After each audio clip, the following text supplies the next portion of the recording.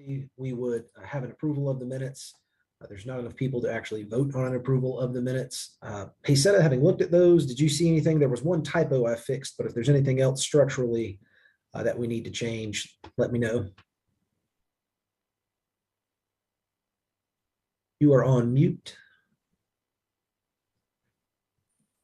Not that I could see that there were any changes are required for the, I think it was February 9th minutes. Yes, ma'am. Okay, yeah. So we will hold those, and if we at some point get a quorum and can vote to officially record and approve those minutes, we will. But we'll hold them as being in good order for right now. Next thing on the agenda that I had there was really to dive into some of the phase one programs that council has set up. And so if we're ready, I'm going to share my screen and we'll get started there. What I want to say as I pull this screen up, I want you to stop me anywhere and everywhere and ask every question you've got. I think this is the type of group from which City Council is looking to get recommendations. And the more informed you are, the more questions you ask, the better the recommendation you will have to offer. So I am going to share this. I hope everybody can see it. Yes. And I'm going to do this just to make sure. Did it just change to the agenda slide? It did. Okay, perfect. All right. So again, what we're going to talk about today is a little bit more of a deep dive from what we started with last week, which was kind of skimming the trees at a program overview. So we're going to talk about program details for a lot of what was in the phase one part of the framework. I'm going to show you the framework again, but specifically going to talk about the internal city programs with employee premium pay and the vaccination incentive. I'm going to talk about the city's eviction diversion program contribution that we're making and where that's at, an update on it. A little bit more of a dive into the crime prevention plan as it has changed slightly since its inception earlier with the budget process. We'll talk about the recovery grants programs for small businesses and small nonprofits. We are in the middle of administering that program and actually have an update that went to council last week. Want to apprise you of that, and then you'll have an opportunity to provide some recommendations with respect to what to do with that program funding. The next bullet point there, the next really big thing the city is doing is this transformative nonprofit grants application process. We'll talk about where we are with that. The portal going live next week. And then we have an item that is going forward to City Council on the agenda this month. And I'm going to kind of give you an overview of what the City Council is going to see. It is something we have been talking about for quite some time internally. So you don't get any juicy gossip that City Council doesn't already know about, but you will get to see a format rarely that we show the public before City Council, but you'll be able to see that. And then at the end, we're going to have hopefully a good discussion here about the framework itself. So not just the programs that we talked about, but the overall framework, and start to think about the types of recommendations CBAC might make with respect to the framework and any of the other items that are on the work plan. So again, I'm going to go ahead and jump into this, but stop at any point, whether you want to raise your hand, cut me off, whatever you would like to do. I want this to be very informal and for you to be able to get the most out of it. So here's the framework. I'm sorry if it's kind of small. It's in the materials. It's the same thing we showed last month. I've not changed it at all. It's not changed. We're going to be focusing a lot of the program detail area in that phase one program at the top, and then kind of talking through a little bit of what's happening with the future phases. But Ross, as you mentioned, there's the $51.7 million in total funding that the city has been allocated. Half of that cash has already come in. The other part of that cash is due to us essentially in May from U.S. Treasury. So all of that $51.7 million will have been made available and transferred into the city's coffers here within the next couple of months. So we don't need to worry about cash flow problems with spending any of this. Any of the programs we're showing you would be fully funded by U.S. Treasury, and the cash would be available there to be spent. So each one of the next slides kind of focuses on part of that phase one program at the top of the framework. Again, note that these are items that are currently budgeted. Council has provided appropriations for. So the first one on there was the Community Violence Intervention Program. I believe last week we talked about it being $1.35 million and that it was for community violence intervention programs generally. Diving into a little more detail, so nothing's changed in terms of the total appropriation of $1.35 million. The city has done two firearms or gun buyback programs in the community. For roughly $120,000 was given out. What that allowed, and I'm sure you saw it in the newspaper and elsewhere on social media, that you were able to come to the location. Police department was there. If you had a firearm, you could exchange that for cash. Different amounts of money were given for pistols, long rifles, and shotguns. So different types of firearms had different standardized values. All of them were standardized. If it was a pistol, no matter whether it was something small or something elaborate, it's the same amount was given. We can get you the details on the exact number of firearms that were abandoned by the community, but $120,000 was spent. 50,000 the first go around, and then almost 70,000 in the second go around. Both of those programs have already taken place, and no additional funding has been made available for another gun buyback program at this point. In that $1.35 million, the creation of a youth violence prevention manager position included 2 years of funding. So again, ARPA is one-time in nature. So a lot of what we're looking at is one-time funding of things for a certain number of years. So roughly $130,000 of that person is in our Recreation and Parks Department and will work out of some of our community centers in specific areas on youth violence intervention programs, specifically out of our recreation centers. I do know that the full scope of that program is still being worked through and what that position will continue to do over the next 2 years, but that funding has been allocated to that position, and to, again, trying to develop additional programming in rec centers for youth. We do have that next bullet point, pre-K initiatives of $350,000. One of City Council's strategic priorities was to get more involved in the pre-kindergarten initiatives in Forsyth County and in the city. That $350,000 was earmarked for pre-K initiatives, but right now has not been allocated to a specific program or purpose. It is available to be used as needed, but staff nor City Council have identified a specific program and used it as of yet. So that money is still kind of sitting out there available. At the bottom, you'll see the cure violence model. In the prior presentation, it would have been a smaller amount of money that was allocated to this. We're now showing $750,000, which is $250,000 per year over a 3-year period, to join into a partnership with Forsyth County to implement the Cure Violence Global Model here locally. So we'll be putting in $250,000 a year. I believe the county is also putting in $250,000 a year. I believe the information item has gone to council and still pending formal approval this month. I could be wrong on that in terms of the actual approval. But essentially the Cure Violence model does community-based mentoring and violence interruption at what they call the street level. Can definitely get you some additional details if you'd like to dive all the way into how that model works. But that money is being allocated over the course of 3 years. You may see also that there's some money from the state that will be used for a violence interruption model through Atrium Health at Wake Forest Baptist. That money is separate from this. There was a $500,000 grant from the state that will help fund that. They will be working in concert with each other, but again, that $500,000 will be in addition to this $750,000, which is for a targeted area of the city. So this is the current kind of violence interruption programming from that $1.35 million. And each one of these slides, you'll see at the bottom, I want you to think about recommendations, potential recommendations. And so I've got a few either brain teasers or just kind of options for thought. So obviously I mentioned that the pre-K funding is not allocated to anything, that you could have an evaluation of that violence manager, youth violence interruption manager position to determine, what are the outcomes associated with it, and should it be funded after the 2-year ARPA funding ends? But I'll say, well, what questions do you have about kind of this area? What types of additional information do you need or would like to see? and anything that you might potentially think of in terms of recommendations. I'll stop there. Scott, I have a question, I guess a question and some comments. Mhm. In reference to the creation of youth violence prevention manager position Mhm.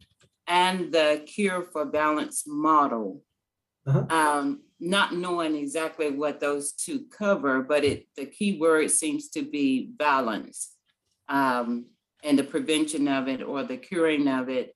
So how is it that they cannot work hand in hand? When you say, so those two, the cure violence model, the street level crime interrupters that will be used as that model will be working hand in hand with the youth violence prevention manager. And I think it's essentially designed that those will work in concert. So that person is based out of the city's recreation department, but is very much a key player in that kind of violence interruption model and will serve as kind of the city's liaison to a lot of what the cure violence street level people are doing. Well, obviously, the county will be technically running the cure violence program, but that person on our side really is a staff liaison to that, as well as doing additional programming in rec centers. Okay, so is there any, are we using the model that is being used? Has it been tested to see if that it actually works? So we're not spinning our wheels and thinking that this may work here when it actually we need something else in that area. So I would say the answer to that question is yes. The cure violence model is one that has been used in many other cities throughout the United States. It looks at violence as a health related concern rather than just as a law enforcement issue. We can get back to you on the cities that have implemented this elsewhere. I do know that Durham is looking at it and implementing it now, but it is of sorts considered a best practice in terms of trying to implement this street level violence interruption. So from an ARPA perspective, this is one of the programs where we would be reporting back to U.S. Treasury that we are using an evidence-based practice with the money that's being used because it has been tested somewhere else and has a formal evaluation that has been shown to work in other areas. So is there any room for, when we speaking of youth, has there been any conversation around using formal, I guess, youth offenders as peer models for this prevention to others?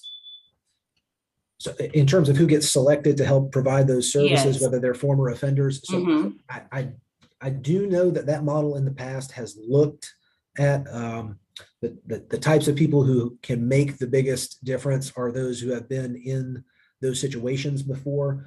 I do not know the exact criteria for what allows or disallows a person. At some point, I know there's going to have to be a decision made on whether someone can serve in that capacity or not. I will get you those details and we will email them out to the group as to what the exact criteria are for being one of those cure violence mentors.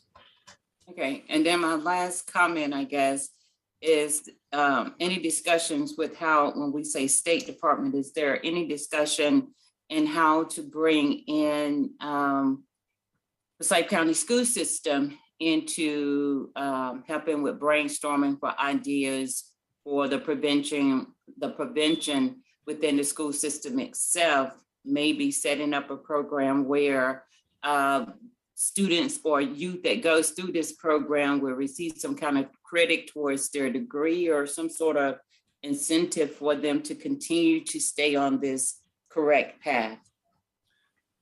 So the answer to that question is that there are conversations taking place about how the city, the county board of commissioners, the county and the school board can play together in some of these roles. I am not in the weeds on that, but I will get a response from the manager's office as to what we're currently looking at.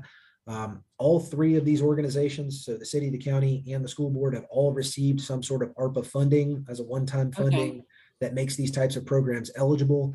I couldn't tell you exactly what the school system is committing their money to, But I Okay. know that there are some conversations that have been taking place as there have obviously been instances of violence in our local schools as well in the not too distant past here. So the answer to that question is yes, those conversations are taking place. I'm not sure that anything formal arrangement wise has been set up, or at least if it has, we haven't appropriated funding for it yet, but we'll get those questions answered for you.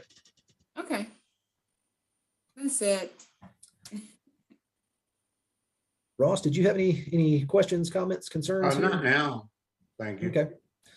I have recorded kind of, if you see me leaning to the side, taking some notes here, that Forsyth County Schools question is one potentially where you can make a recommendation for the city to directly engage the county and the school system in violence intervention programming in local schools as well, and being a partner there.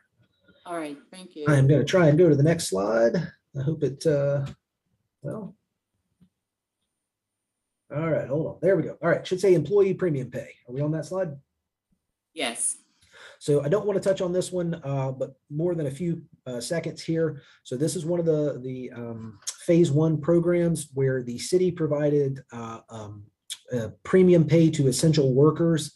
Essential workers being those who were required to work in person a certain percentage of the time, and as deemed by the federal government, those who had to work some portion of the time in person, and also below what you see, that threshold for us was roughly $76,000 per year, which is a percentage of local income.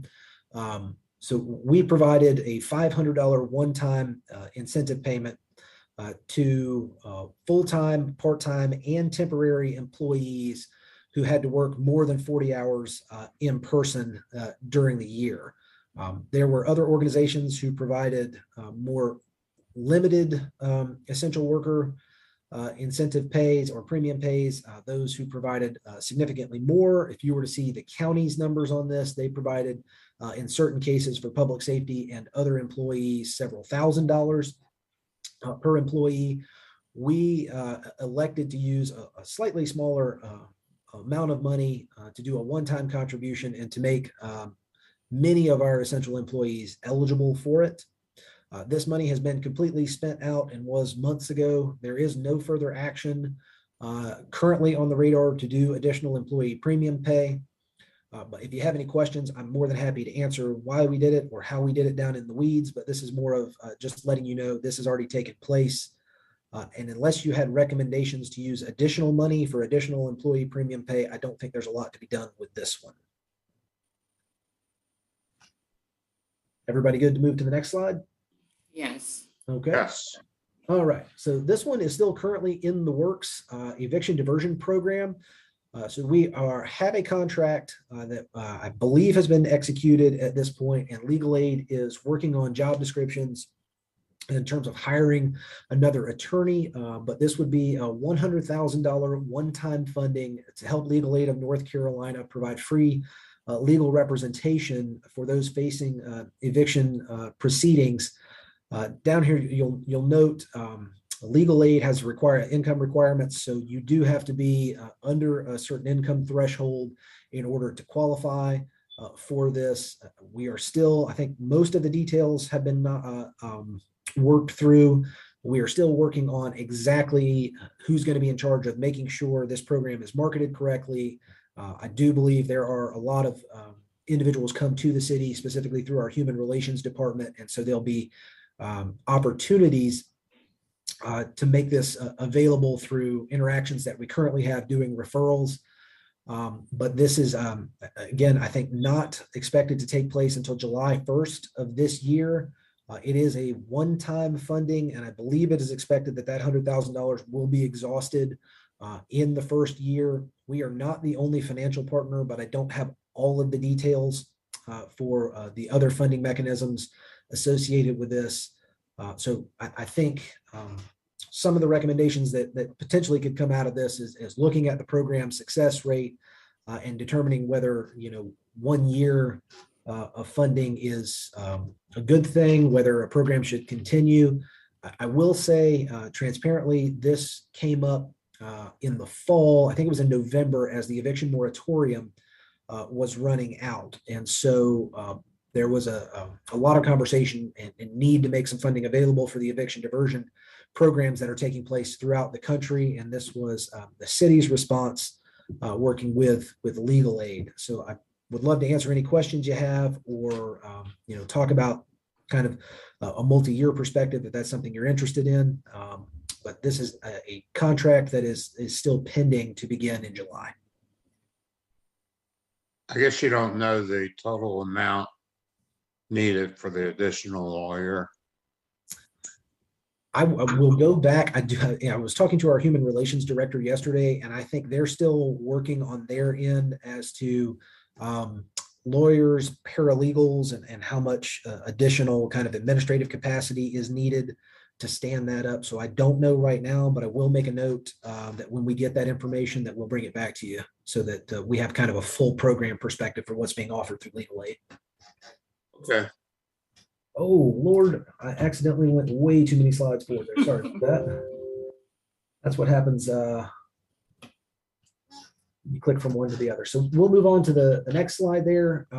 Recovery grants for businesses and nonprofits. So this was $3 million that was made available for small businesses and small nonprofits who are in arrears on rent, mortgage, and utility payments.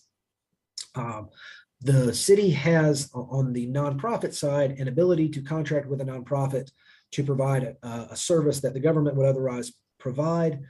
On the small business side, there is a very limited scope under which the city is allowed to give grants to small businesses. Because of the pandemic, we had a carve out where the state attorney general's office issued an opinion saying that small grants to small businesses for limited purposes would be allowable under the state constitution, and would meet a public purpose by keeping lots of businesses in business that might otherwise close, and you would lose services to entire areas of a community. So this grant was designed to help them with rent, mortgage, and utilities back payments, basically. I will tell you, the last update we had of the $3 million that was available, as you can see here, only about 500,000 of it had been applied for. We are currently writing checks for 200,000, mostly to small businesses. There's an additional $300,000 pending approval that didn't have the correct documentation. We are working with the United Way as the program administrator for this, and United Way is reaching back out to the applicants that didn't have correct documentation, trying to see if we can work with them to get the right documentation so that we can make those payouts and get this money into the community to serve the purpose that it has. I will also tell you that we heard individually from small businesses, as well as the United Way heard that the timing of this program wasn't perfect.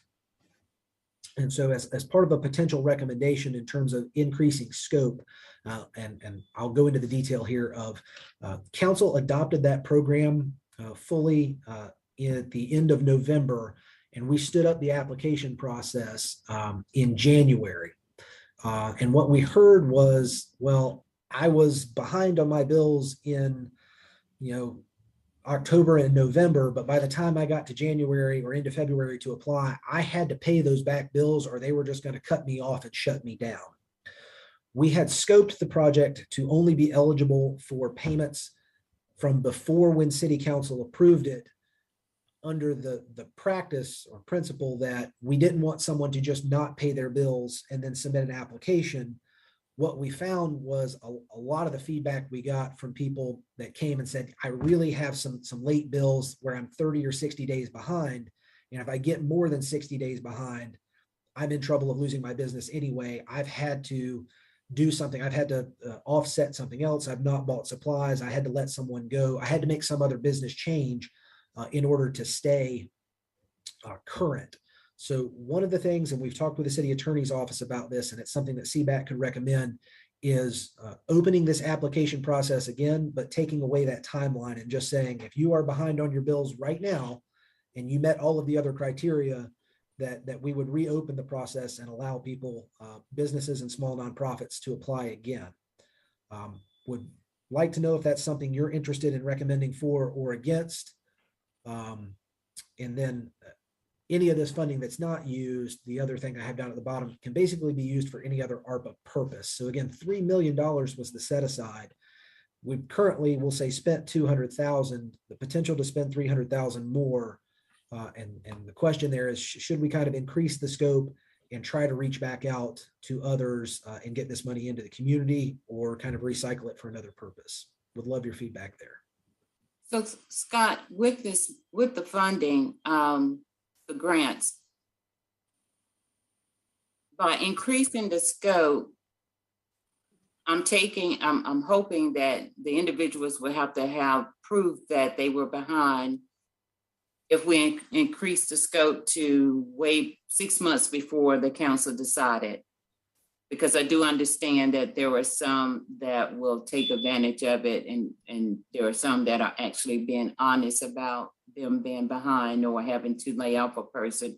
Do we have anything in place that they would need to present certain documents before we move forward with expanding the scope? Because someone could have there's a difference in having to let someone go because of, no business traffic versus an employee who just was a bad employee from the beginning. Sure. So this program was scoped not to get into the financial back end of any business or nonprofit to determine whether or not their individual business practices were working. In terms of how we would do this, part of the problem last time was council had to approve it, and then we had to build out the application. So we were wary of building out the entire application and contracting with the United Way to do that, to only have council not approve it. So there was a gap between when council approved it and when the application came open. If we were to do it again, I think that time period would essentially be 0 days or a week or less. So we would be able to basically just reopen the application because it's already built and say, okay, if you're behind right now, council approved it right now, show us what you're behind on and we can help you. There have been, I will tell you, so that's kind of the time frame scope increase. There have been a lot of questions from the community about, could we increase the scope of eligibility beyond rent, mortgage, and utilities? Specifically, can you help me meet payroll? And can you, the other questions we got, and these came from council members too, were if somebody issued personal debt to keep their small business afloat, could we basically repay them for that? On both of those instances, the city attorney's office has essentially ruled against those. They're not meeting kind of constitutional legal thresholds for being able to provide this funding. So the reason it's scoped as just kind of, back payments for rent, mortgage, and utilities is because we really have limited legal authority to provide grants to small businesses. On the nonprofit side, technically we could actually do that. But on the small business side, the city attorney's office has been very careful not to go beyond the scope of what is interpreted to be legal. I will say, the School of Government, one of the attorneys that has looked at this from the School of Government, has cautioned all cities against doing any grants to small businesses at all in North Carolina. So we have found a small carve out that is above and beyond what the School of Government is recommending. And also that Forsyth County, the county attorney, having taken that information from the School of Government, essentially instructed the County Board of Commissioners that he thought it would be against legal authority to do direct payments to small businesses for this type of stuff. So we have carved out a very small space in terms of eligibility for small businesses, more so than some other cities would. And the city attorney is not at this point willing to tell city council she thinks that we could go beyond kind of the back payments. So the only increase in scope that we could do is that time frame one, but that would not preclude CBAC from saying, I want you to do more research and find other cities that are doing something else and see if we can, if you wanted it to be for other purposes, to do additional research there. That could be a recommendation that you put forward if it's something you feel strongly about. Oh, I would. I really would suggest more additional research on this issue. Sounds good to me. Okay, so I will take that note. The other side of this, and we'll talk about the framework as we get to the end of the presentation here. If let's say we spend this whole 500,000, we do a scope increase, we are able to grant out even $500,000 more dollars. That would still mean that there would be money left over kind of in this program. And I think it would be well within your scope as CBAC to talk about recommendations for where that money might be recycled back into the framework too. But we'll hold that conversation and talk about it when I bring the framework back up at the end. I'll make sure I talk about that again, because that may happen in multiple places. So let me get back over here. So again, this one's going to be kind of similar to the premium pay that we talked about, but in terms of the vaccination incentive. So we just said the city had a vaccination incentive in the last meeting, diving a little more into the details. So many cities in North Carolina did vaccination incentives this is specifically for city employees. I think they were twofold in terms of why we were trying to do that. Obviously, one was that many of our city employees directly interact with the public, and we did not want to be spreading COVID from a city employee to the public, but then also, mitigating the spread of COVID between our and within our work groups as well. We have a lot of, if you think out in the field, recreation and traffic maintenance and utilities who ride 4 or 6 people to a vehicle. We were spreading those people out in multiple vehicles, but when they get into a hole or they get onto a site and they have to work together, trying to mitigate that spread within the work groups as well. We are originally allocated $1 million or a little more to this from the framework. What ended up happening on the back end is it was determined by the powers that be and attorneys that ARPA money could only be used for people who got vaccines after the date the policy was implemented. So we had a lot of city employees who proactively got a vaccine. And what we did is we ended up using local money in our health benefits fund to cover those vaccines. And the ARPA money actually only ends up covering those who were vaccinated after the policy, which are considered to be directly a result of the policy. So total spending on the ARPA side for vaccine incentives is $553,000 currently. We'll note there in the update, part of that includes a program update for booster incentives, which was $200 per booster. So the vaccine incentive was $1,000 per person. You had to have been fully vaccinated, either 2 shots of the Moderna or other, and then 1 shot of, I think the Johnson & Johnson was the 1 shot. So you had to be fully vaccinated to get the $1,000. Right now, if you've gotten a booster, the city is doing a $200 incentive for that. I do think that it's appropriate here, again, potential recommendation for CBAC to look at in terms of how long do we continue this program? How many booster incentives do you give? Right now, we're at 1, but I don't think that anyone has tackled yet how long this might go on for. So it would be good to potentially have a recommendation about kind of the expiration of this program at some point, if that's something you were interested in kind of opining on. I think that we should consider continuing the incentives for the booster, because I think it was yesterday, there is I think it's Pfizer who is going before the FDA for approval for this 3rd booster. Right now is only targeted for 1 age group, but as we all know that there are there's a strong possibility for other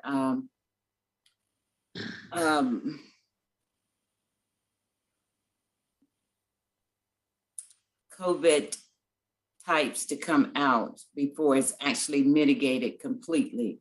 And I don't think anyone can actually say how long it would be before we know when the strains are going to end. Because it continues to replicate.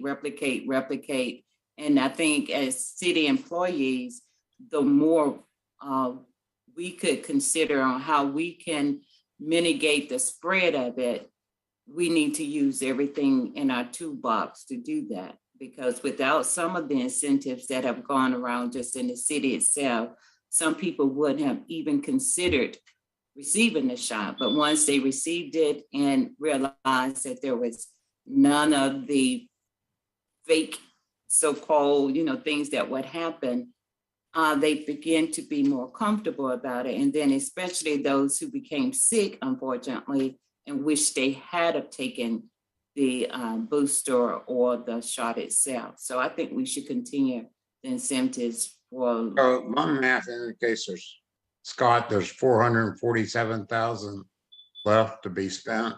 Mhm. For the Is that framework, right? yes.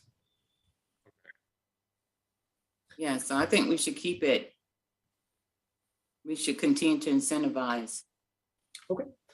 There is an opportunity, and like I said, we can come back and talk about recommendations to give the city council Okay. at a future meeting and solidify them. But Ross, per what you may be thinking there, one of the recommendations could be continue to provide those incentives up to the $1 million threshold that has been set in the framework, but then have another policy discussion at that point. But to recommend capping it at a certain place or at a certain time, for the next 12 months or something like that. But he said, Yeah, I would cap it at that amount. Okay. Right.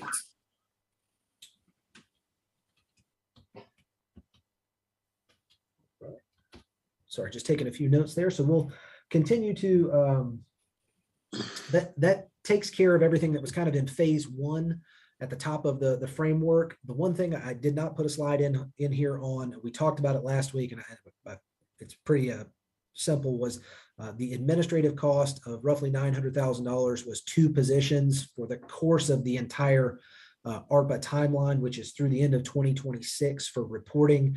One was a grants manager, essentially, and the other a financial analyst to do grant monitoring of program managers and other departments. That money was appropriated, made available by City Council. We are currently looking at hiring for those positions, but those positions would be time limited. And if we were to spend this money out early and finish out the reporting criteria, I would not they are in my office. I would not recommend keeping them beyond the time frame under which ARPA would fund them. So just wanted to note, didn't have a specific slide on that, but there are 2 positions that council approved to do contract work and grant monitoring as well. So going to do some updates on new things. The biggest one, obviously, to talk about is going to be our nonprofit transformative grants process. So council has approved for us to open a nonprofit transformative grant process. You see the objective there, working with our local community partners to really affect some large change, a transformative change in some of our communities that are in most need, or populations that are in greatest need, areas where the pandemic exacerbated underlying conditions, whether it be related to employment or other issues related to economic mobility or poverty more generally. The way this has been scoped, and again, council approved it, we are working with the vendor. The application will be open next week. We're shooting for Monday, but not guaranteeing Monday. May end up being a few days after that with some final tweaks. But any nonprofit can apply for funding. There is no minimum amount. There is no maximum amount that they can request. The nonprofit simply needs to have been in existence for a full year. So we require that with our normal annual nonprofit process. Is you can't just create a nonprofit today and ask for money tomorrow. You have to have actually been in business and have charter, bylaws, things of that nature, and some small history of work being performed. They are eligible to apply for operating or capital assistance, so they can ask for direct program expenses or admin costs. They could also, if the program required purchasing land, building a structure, something like that, they could request that. A nonprofit may make multiple requests. So if there's a very large nonprofit, or someone like, say, the YWCA, who has a healthcare program that's maybe designed for women, and then maybe a separate healthcare program that's designed specifically for another population. Those would be 2 separate programs. They could apply for funding for both of them. You're not limited to only requesting one program funding. We will make it quite clear that if you're doing that, we want you to submit 2 requests so that we're not kind of overlapping and trying to cut budgets apart. We'll note there, and then I have on the next slide, and I'll come to it, and then I'll come back to this slide. Staff looked at multiple examples in other cities and came up with what we're calling the nonprofit scoring matrix. So the applications that we receive, staff is going to evaluate them and assign a score based on this matrix. And I'll kind of go through it. And if you have any questions about it, we can talk about it. But that first column is demographic distribution.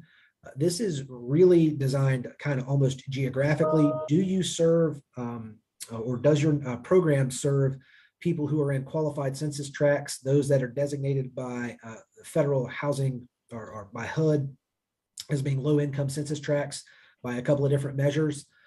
Or are you serving people who demographically match those census tracts in some way or shape? So you may be helping people in an area outside of one of those census tracts, but they may specifically be lower income people that you're helping. So you get points for whether or not you're helping people in certain areas or whether they match those income demographics. You get specifically alignment to the strategic plan. So the strategic plan has a couple of different tiers, and you get 0, 3, or 5 points depending on which tier you can align with in terms of the city council strategic priorities. That next piece for collaboration, if you identify in your application process and provide evidence that you are working with additional community stakeholders, you actually will get increased scoring from this evaluation tool. The idea behind that was we didn't want everybody operating in the same space to try and submit different programs to do the same thing. So hopefully this eliminates a little bit of duplication and requires service providers to essentially work together, create some economies of scale, and reach larger populations. On the administration and reporting side, part of this is, do you have the ability to, if we're using federal money, to do the federal reporting? Are you able to administer the funds and track the funds, the outcomes that are associated with them? How does project monitoring work? So that's kind of an internal piece in determining whether you have the ability to do it. The capacity piece relates to, do you have, so the administration reporting is kind of, do you have the administrative nature to do this? The capacity is, do you have the operational ability to do this? Is this something that is aligned with your nonprofit's mission? Is it something that you have experience in? We want to be very careful that we're not, or that we are cognizant of organizations that may be asking for significant amounts of money to do what looks like really great work, but don't have the capacity to provide that programming, don't have the people on staff that have the experience to do it. So trying to make sure on the front end that we allocate at least some part of the scoring matrix to ensuring that that entity has the ability to perform the service that they're talking about. Impact and community needs is pretty simple. We're asking for the nonprofit to give us information on why the program is needed.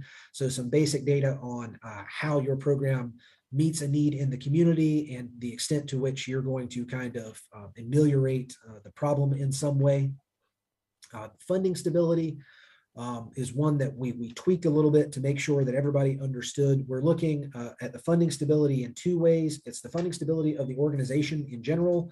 So have you been in business for a while and you've been able to be financially solvent? We don't want to enter into an agreement with someone who might otherwise go under. And then the financial stability of the program itself. ARPA money is one time in nature.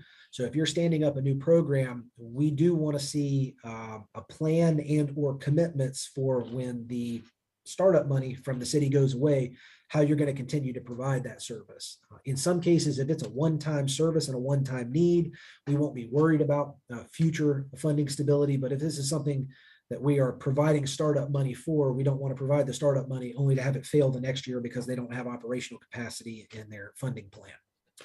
The last piece is representation. So it's whether or not the board of the nonprofit has adequate representation in terms of race, ethnicity, and gender identification, ensuring that the nonprofit that we're contracting with, their board represents kind of the demographics of the city overall. And that's something that city council has been pushing. So a lower number of points there, but a representation here that is important to us, that the right type of diversity of thought is being given at the board level to the types of programs that are going to be ultimately provided. So that's the matrix there is, and I can share behind this, there's an actual scoring guide that's several pages long that that breaks down how you get 0, 3, and 5. If you'd like to see it, I can share that. But this is kind of the higher level of how that scoring matrix works. So I'm going to back up to the slide before and say staff is using that as a preliminary scoring evaluation. So our intent is to use that scoring tool and then to kind of tier the applications that come in. So if something scores, it's out of 500 points. If something scores a 375, that doesn't necessarily mean it's better or worse than something that scores a 380 or a 360. We're going to kind of group those like ones together and provide recommendations to city council in tiers of how they fit. What is the total amount available for the nonprofits? Sure. So that is to be determined. What I will do Okay. really quickly, I will scroll down to this bottom framework. What we've told city council is, so in the social assistance area of 7 million and economic assistance of 3.5. So there's $10.5 million that's been set aside in theory in the framework to do things related to programs that nonprofits usually provide. That doesn't mean that we will use that entire 10.5 to provide grants for this purposes. It also doesn't mean that city council couldn't say, there are so many good programs that we want to use more than $10.5 million. They could elect to go somewhere else in this framework and say, in the digital divide area, well, we really would like to use some of that funding for some of these programs as well, because we think they're going to, there's the ways they're going to tackle some barriers to economic mobility. So city council is going to see all of these and make a determination of how many of those programs they think they want to fund that meet our strategic priorities and that fit somewhere into the framework. Ross, that's a great question, and we've got it multiple times. The answer is TBD. Okay, thank you. Yeah. Again, I want to note there is a public meeting tomorrow. We do our monthly kind of ARPA updates. We'll be talking very specifically about this program with the community at noon tomorrow. In terms of potential recommendations here, as you just asked, Ross, total funding amounts, CBAC could say, we recommend not to exceed the 10.5 limit. We recommend not to exceed some other limit. You could leave it open as it is now and just say, it kind of makes sense to see what applications come in and then talk about funding. As those applications come in and CBAC is meeting, you can think about a recommendation in the future as well as to what level you might want to be at. Additional marketing ideas and considerations outside the scoring matrix. So just wanted to note there, we are actively marketing all of these programs and we'll get the word out to everyone we can through our community partners, through social media, through press releases, in the journal, and through TV media. If you have specific ideas for how you think this program should be marketed, we're more than happy to take those recommendations down, share them with our marketing and communications department for the potential to add those to our marketing plan. And then, I showed you the scoring matrix there. If you think there's something missing from the scoring matrix, obviously you can make a recommendation. This will not be the last time that we are looking at any type of funding source for community agencies processes, and the county is running a second process. We may end up running a second process. You never know. So recommendations, if you think something was missing in that scoring matrix, we're more than happy to take those down as well. Scott, I have a question, and then I have a recommendation. Okay. So for the nonprofit transformation grants, the potential grantees, are they limited to those who are applying for recovery money for mortgage, lease, whatever reason? Are they restricted from applying for this grant as well? So they are not restricted from applying for the grant, but they will probably not get the greatest funding stability score if they were struggling to pay their bills. Okay. That was a concern because that could happen. The other concern is at what phase after receiving the grant, at what phase will the city request a progress report so we can intervene before it goes to a total flop? will there be some oversight with the grant period? So we'll tell you two things there. One, with federal money, there are required reporting intervals with ARPA of every quarter. So we will be Right. requiring every contractor to provide us quarterly updates.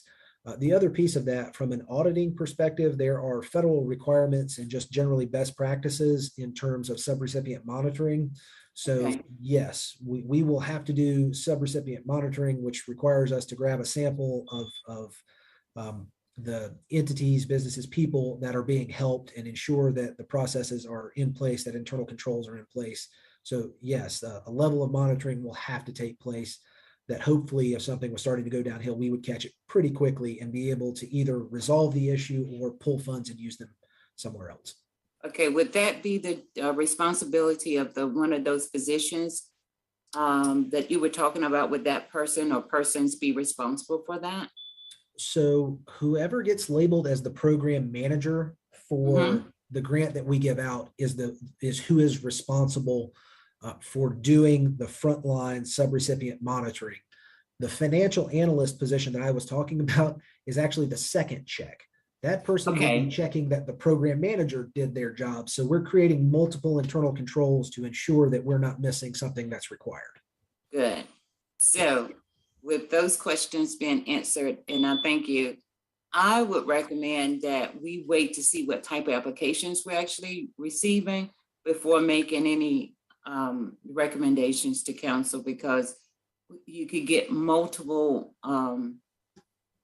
requests from one type of entity or from an array of entities, but then we don't know what they're asking for or what their plan is. I think it's imperative to see what the requests are before making any additional recommendations to council.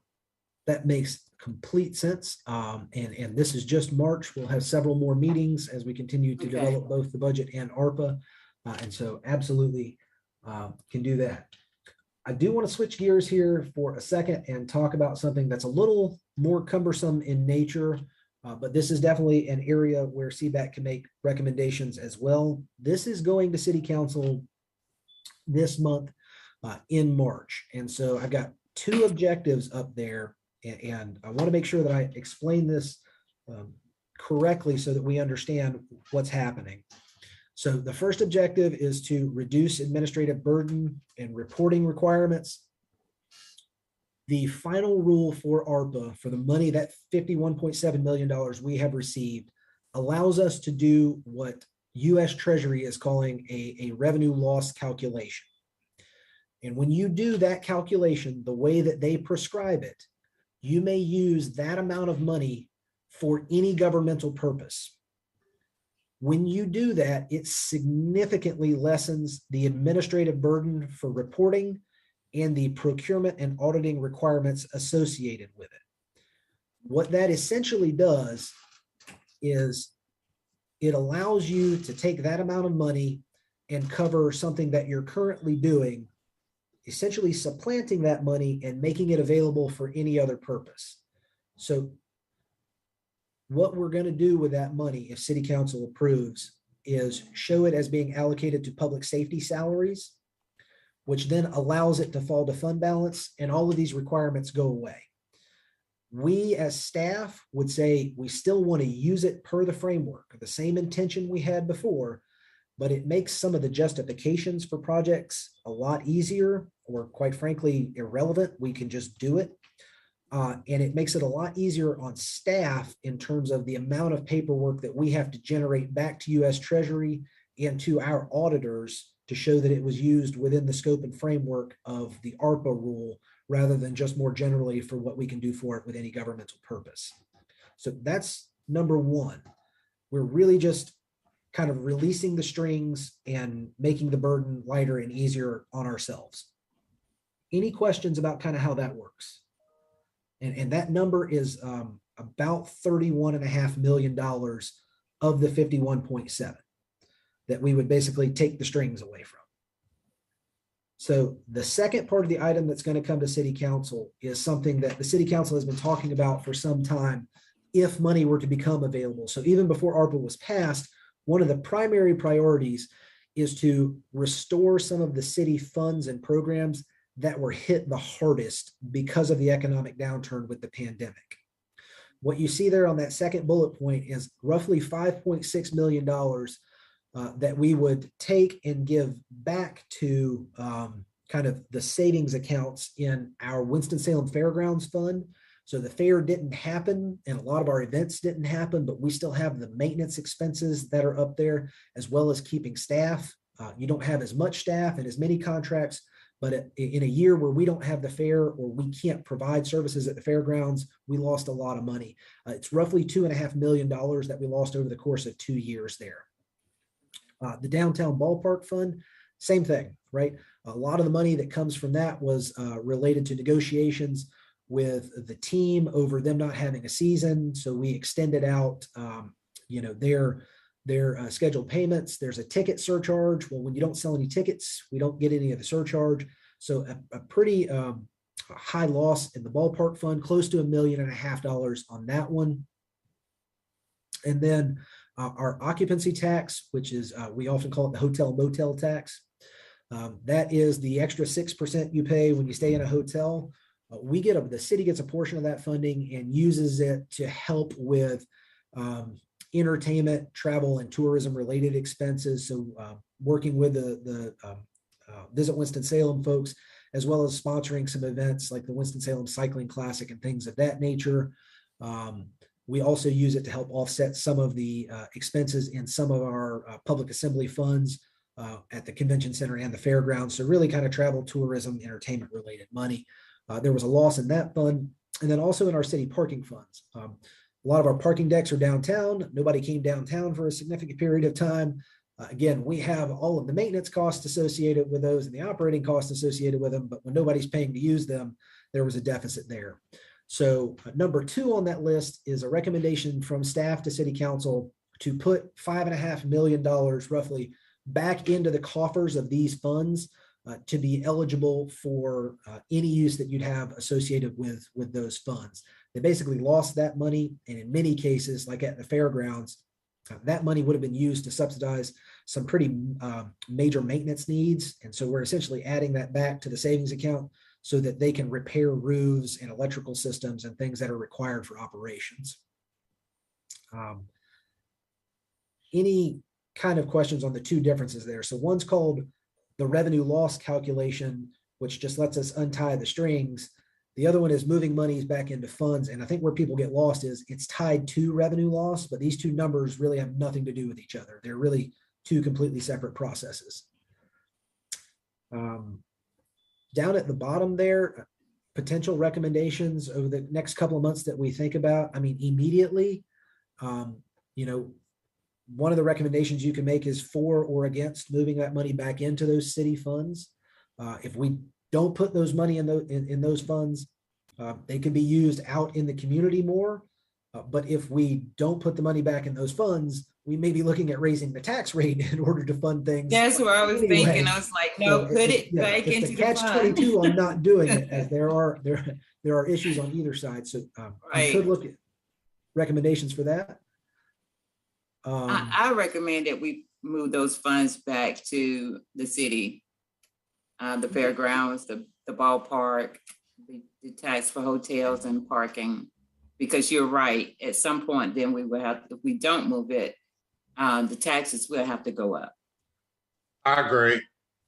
Okay. And then the last note I have there, and this is going to be one that staff is going to struggle with, council's probably going to struggle with a little bit, and it would be great to have CBAC over the next couple of months look at this. So call it $31.5 million of that $51.7 million is going to have no strings tied to it, or fewer string tied. The other roughly 20 million is still going to have those strings tied to it. And we're going to have to figure out, what do you fund with no strings tied to it? And what do you fund with strings tied to it? Some of that is going to answer itself in terms of eligibility. Some of it is going to be recommendations for, we really don't want to fund that with ARPA funds because we don't want to deal with the administrative burden to do it. So it may be out of administrative ease that we do it in one place or another, or it may be out of an eligibility concern that we do it in one place or another.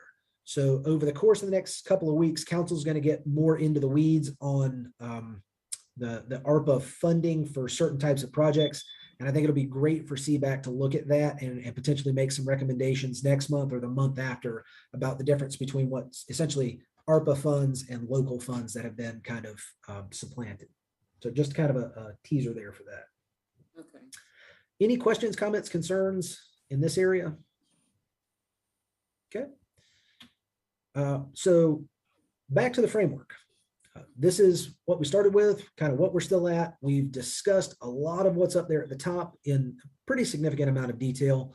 Do have some things I'll follow up on.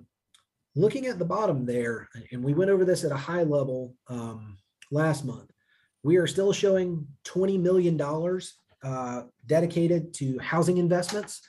The city council will approve hopefully a budget amendment this month, along with another 10 million from the state, which will total $30 million in, you'll often hear it called affordable housing. It may be that some of it's affordable and some of it's workforce housing. So which is why we use the term housing investments, but you'll see $30 million appropriated for housing investments throughout the city, specifically to make housing available to those on the lower end of the income spectrum. When is the digital divide broadband access? When is that going to take place? So this is one, Ross, we talked a little bit last week, and I'll dig back into it here. On the city council strategic plan is to help eliminate the digital divide across the city and Forsyth County to help those who are in need. When we put this in the framework, I guess 9 months ago now, there was some thought that the General Assembly was going to give cities legal authority to do broadband infrastructure projects, which is currently not allowed. They have not done that yet. And to our city attorney's knowledge, it is not on the radar of things to do, not in this session of the General Assembly. Anyway, it's a short session this year. They may tackle it, but we haven't seen it come up. So the answer there is, we put $5 million in a framework thinking we would have the ability to build out some infrastructure in areas that are least served.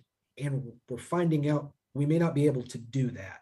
So this will be an area, there are other opportunities there to use that money for digital literacy programs, to do kind of digital divide job training type things.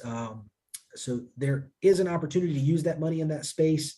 I guess technically we could use it for assistance grants for internet. So kind of providing an internet subsidy or a broadband subsidy on your bill.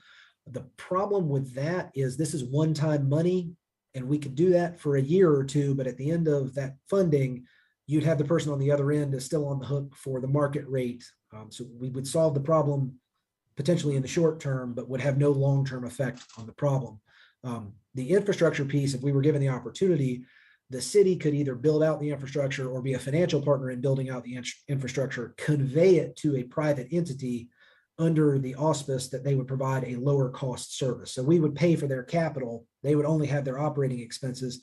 And instead of charging $70 a month, they could charge $35 a month or something like that. That would be how we were thinking about it. But again, that opportunity per state law has not really opened up to us. So that $5 million, and this is definitely an area for CBAC to think about over the course of the next couple of months, is if we can't do that infrastructure stuff, what else would you recommend we do with it? Are there other things in the digital divide area that you know about in the community that you'd be interested in seeing? Or is that one where we say maybe we reallocate some substantial portion of that to another program, to specifically to job training, or maybe one thing you don't see on here is transit related services. We have a lot in the Poverty Thought Force final report that talked about how transportation and transit services are an issue and a barrier to economic mobility. So I would keep it. I would keep that 5 million in there and try to do it. And try and use it in terms of somewhere affecting for those purposes. Yeah. So again, that infrastructure one, you mean keep the 5 million for digital divide, or keep it kind of just broadly within the bottom half of the framework? Well, maybe both. Okay. So And Scott, and you said the General Assembly it's not on their radar to even consider giving the city permission to carry out this digital divide goals. so it is our understanding that it's not on our radar. I don't have a crystal ball in Raleigh. I couldn't tell you what they're doing in the back halls of the General Assembly building. I worked there for a summer and couldn't tell you what they were doing while I was there. But for our city attorney has some pretty good contacts and Right. a lobbyist in Raleigh. And to our knowledge, this is not something that's popping up on the committee chair radars to be pushed through in the short session. Okay. That's not to say that they won't do it, or that Right. they might not turn around next year and do it. But right now, it doesn't appear to be at the forefront of what they're considering priorities. And again, that's just that infrastructure piece. So when we talk about broadband infrastructure, we're talking about pipe and cable in the ground, basically. The city can't do that. The county actually can do it on a very, very, very limited basis. But Wow. we can't work with the county to do it. So Okay. you're right. So we're Okay. kind of stuck there. I think this is one, commit it to memory. Think about, we're going to show this framework every time CBAC meets, but this is Okay. definitely an opportunity to kind of think about that, get some thoughts together, and then talk about a potential recommendation next month or the month after as we start. Okay. I know that last year, this committee recommended, and you may remember that, hey, Letta too, they said that the broadband for everybody was to take place from a $1 million grant, as I recall.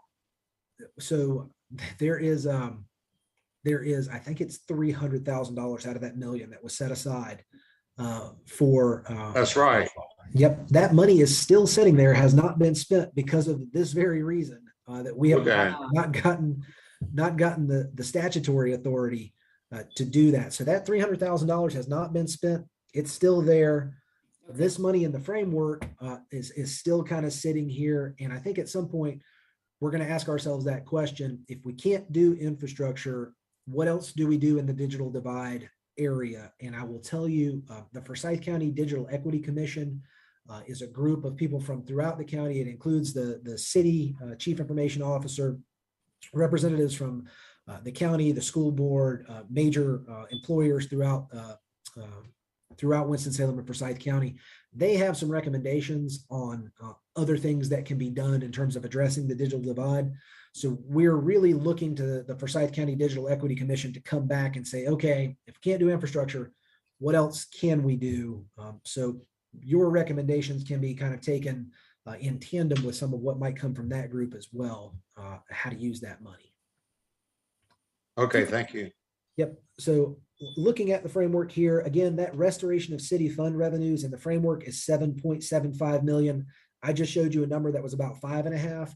So there's going to be roughly $2 million that we don't use in this area that we're going to have to find somewhere else to use it. So another potential recommendation for CBAC is in what area you might look at.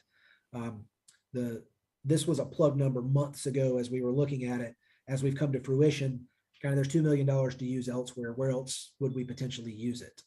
Do you kind of say that money, well, really, it's great to have it available for this nonprofit process? Do you think, well, we should really kind of just dump as much money into housing as we possibly can? I mean, should we, and we can get into a very deep dive discussion if you want to, and I'll put it on next month's agenda to talk about things that are ARPA eligible that are not on this list, so that I give you a kind of a full accounting as much as I can of where could you spend the money that the city doesn't really have on its framework currently. If that's something you're interested in, we can do that as well.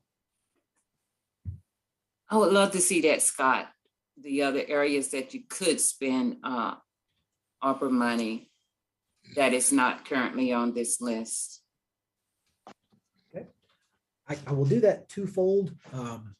The first part of that will tell you, if it's that $31.5 million that kind of gets the strings torn away, you can use it for anything, almost anything.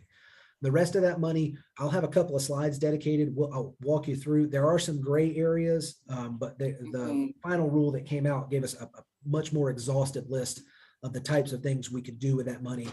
Some of them might be buried in this framework, but we'll call them out pretty specifically just to give you an idea of what the money can be used for. That's a great idea. Great, great. So in terms of looking at this, the next slide is kind of back to thinking about future months. These were the kind of the 5 areas where the work plan talked about recommendations. Now, obviously, CBAC could choose to make recommendations anywhere it wants with ARPA, but these were the things that we were kind of thinking were at the top of the list. So programmatic recommendations in terms of that framework, where to use the funding or where not to use it, if you recommend not using it in a specific area. We'll talk a little bit more. I'll add timing to the agenda. We can talk about it now if you'd like, but I can add specific slides next month. Again, for any of the money that doesn't have the strings taken away from it, it must be encumbered, meaning we must have it obligated by December 31st of 2024. So looking a little more than 2.5 years out, and it must be spent no later than December 31st of 2026. So about 4.5 years to actually spend it. They give you a 2-year time frame after it's obligated to make sure that it's completely spent out. Can talk about whether CBAC would recommend, particularly for those funds that have the ARPA restrictions, that we try and spend it sooner in case something doesn't work out. That way you can recycle that money and make sure that you don't, heaven forbid, end up paying something back to U.S. Treasury that was free money. We would really like to make sure that doesn't happen. Right. The third component there, administrative capacity. So you got me, Meredith Martin, who was on this call last month, is actually in Washington, D.C. with some of our elected officials, working through some of the federal process on how we might get some earmarks for things, and how some of the IIJA, that infrastructure bill money works. So she's up there, but we have part of her time allocated to this. And like I said, the 2 positions, specifically one for administering these funds, that there's supposed to be one person who's kind of doing all of this on a day-to-day basis, and Meredith and I kind of provide the administrative support for it. That position it exists, but it's not filled. And then that other position, which was really like we talked about, the second internal check to make sure the program managers and departments aren't missing anything, that we dot all the I's, cross the T's, don't end up again giving money back to the federal government that we accidentally spent incorrectly for any reason. So we've kind of got 2 frontline positions dedicated to it, and then some administrative support above it. That administrative capacity thing, we can also talk about a little more in individual programs. So as our community development director, I'll recommend that she be on either next month or the month after to kind of do an update on our housing policies and where we're going with this $20 million in affordable housing money. But her capacity to implement, obviously, 20, or if you add the state's 10, $30 million worth. She's looking at additional administrative needs for $30 million worth of development and contracts that might be issued over the next couple of years.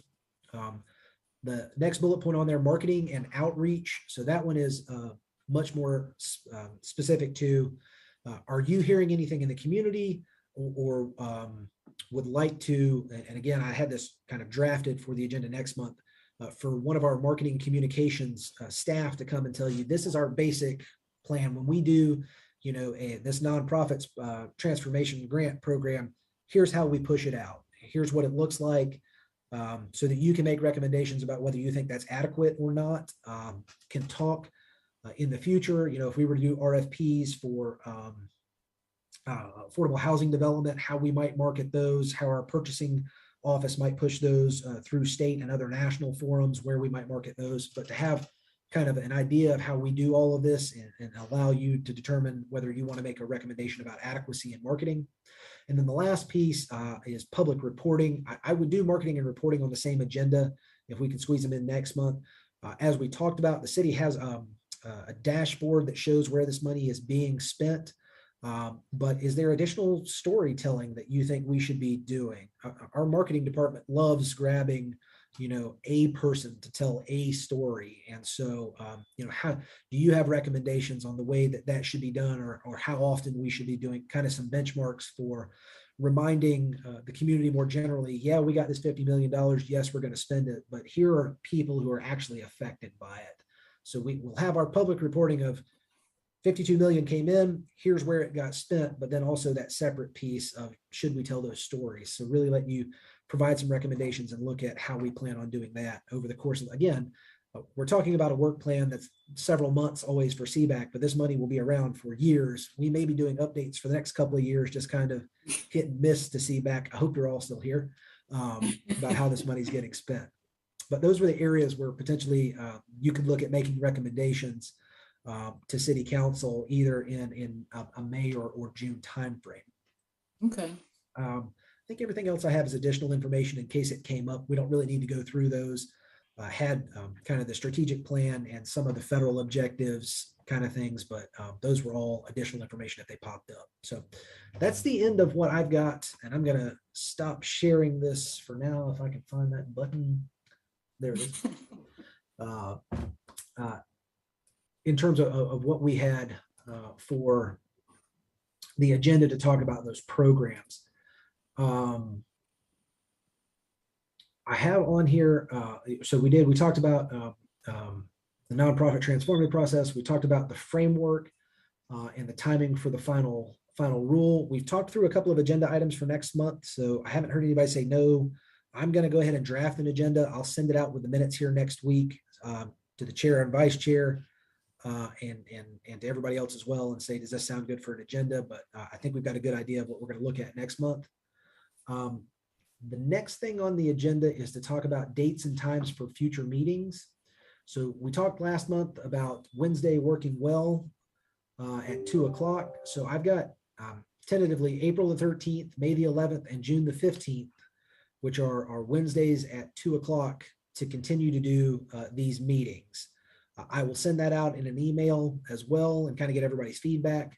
But I think hopefully that's a date and time that works. Do want to give you an update as everything starts to change with COVID.